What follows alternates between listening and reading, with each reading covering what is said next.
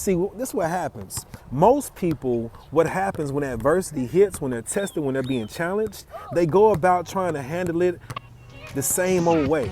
Let me say that again. They go about trying to handle it the same old way. All right, what's going on, y'all? This is Coach D. Coming back at you. This right here is tip number 4. Tip number 4. All right, so let's kind of recap. So tip number 1, I said that in order for you to win, you have to see yourself balling, right? Again, you got to use your imagination. Tip number 2, remember what I told you. You got to find your X. All right, find your X. That's your reason why you need to ball out. Tip number 3. We just talked about that. That is, you have got to commit. And yes, it's something like marriage, right? Take this thing seriously and don't sleep on it, right? Whatever you said you're gonna do, you go for it, all right? You commit, you go after it, all right? You follow through until it becomes a reality. Tip number 4 is to pivot. Just for a moment, I want you to imagine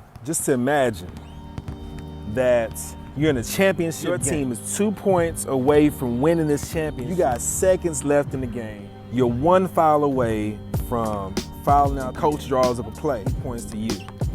Get it to this guy, number 5. And you're thinking, all right, cool. Well, coach, I appreciate it, but man, it's a lot of weight. But I got this. Championship game. It's do or die, right? The ball's passed to you, and now it's on. You drive hard to the paint. Somebody steps right into your path. You see them, they cut you off. Feet are set. What do? You do, right? Do you actually go in? You lead with the charge? What do you do? What do you do? Because to lead with the charge means that, man, I got a lot at risk right now. I got a lot at stake. We lose the championship game, I get fouled out. There's no more time left on the clock. Whatever the case is, you can't contribute. It's probably not something you want to do, right? So the ideal situation or the ideal move would not be to go in for the charge. But what do? You pivot. So when I say pivot, does that mean that you take your eyes off the goal of the game-winning shot? No, you don't take your eyes off of that. But what it does say is I'm picking up that ball now, and now instead of me driving to the hole, I can't right now because the lane has been cut off by the defender.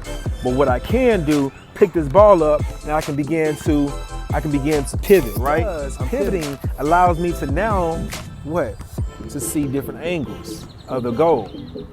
It also gives me an opportunity to to begin to rethink my situation. All right, so which way do I go with this thing? This is the other thing. If you're really good at the pivot, man, you can create more opportunities for yourself. What am I saying about that? I'm saying that you can actually go, do a little pump fake, right? Get the defender up in the air, get underneath the defender, go and take your shot, right? And as you go and take your shot, not only do you have a chance of making that shot, but then you have a chance at an and 1 play, right? 3-point play. Pivots. Say it with me. Pivot. Yep. COVID-19, what it has for us, it has forced us to be in a position now to where we have to pivot, right? The plan that I had, the play I had in mind, it was a sweet play. I had it all nice and drawn up. I mean, I was going to go to college of my choice, my grades. I was about to get my SAT scores. I was about to get, whatever. My GPA was going to be tight, and the school was going to accept me. But then COVID-19 hit, and it disrupted everything. So what do? You got to pivot. So how does that look? All right, so to pivot means now, instead of me going to the college of my choice, maybe just for this first school year, my freshman year, I go ahead and get accepted at JUCO. I'll be closer to home. That way my parents feel safe about me, going off to college. But also what happens is that now I'm in a position to where I'm paying out less money, and I can focus on getting those test scores in. I can focus on getting that scholarship money, and I can focus on getting that GPA to where it needs to be. And guess what happens? I can go ahead and do a transfer to the college of my choice. I need you to pivot. How about this?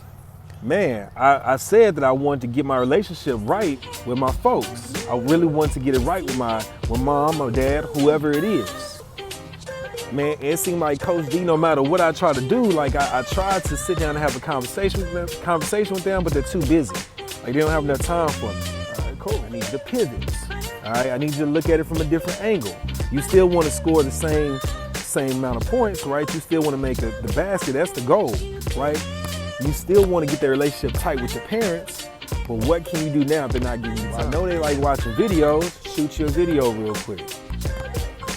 And daggone tag them in it. Or what I could do, just possibly, what I could do is I can take some flowers. No, mama, she loves flowers. And when I buy her flowers, I can get the card that the flowers come with, and I can write a handwritten note and put it in there for her, right?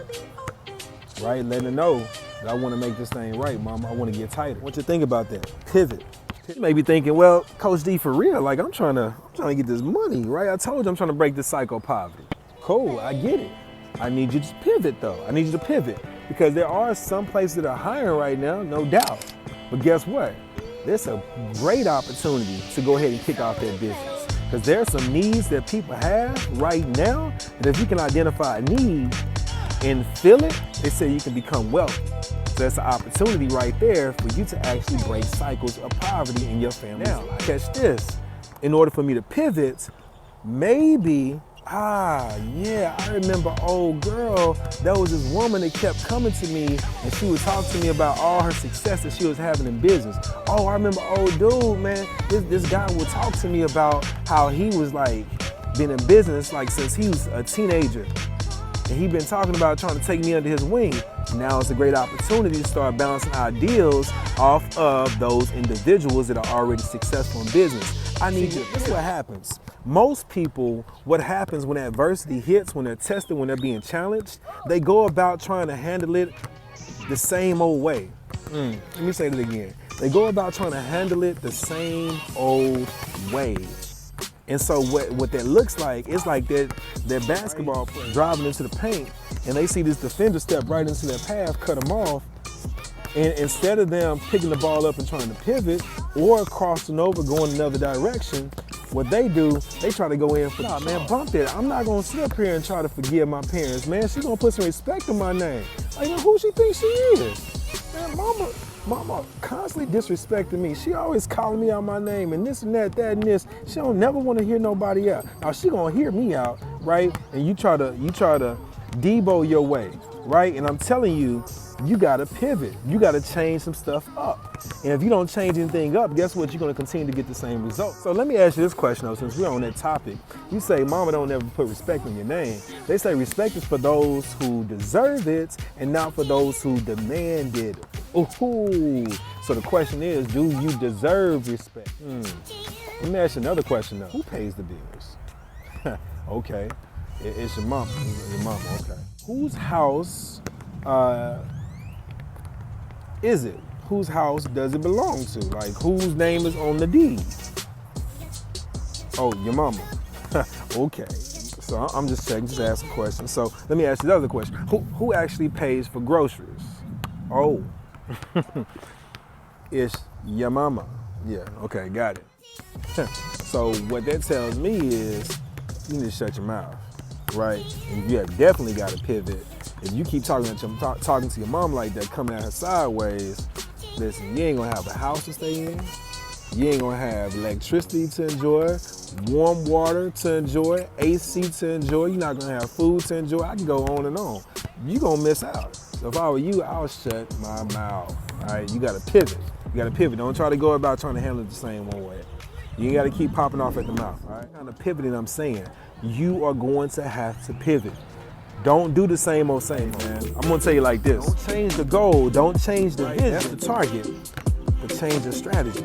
You keep doing the same old things over and over again, expecting different results, you know how it goes. Sanity, baby. At the end of the world, COVID-19 is an opportunity for you to rethink your strategy. COVID-19 is an opportunity for you to actually create opportunities for yourself, all right? Think about that. Like I said before, whatever you do, don't quit, all right? Don't quit. Let's keep it moving, let's keep it moving, let's keep it moving. Let's take it to the house.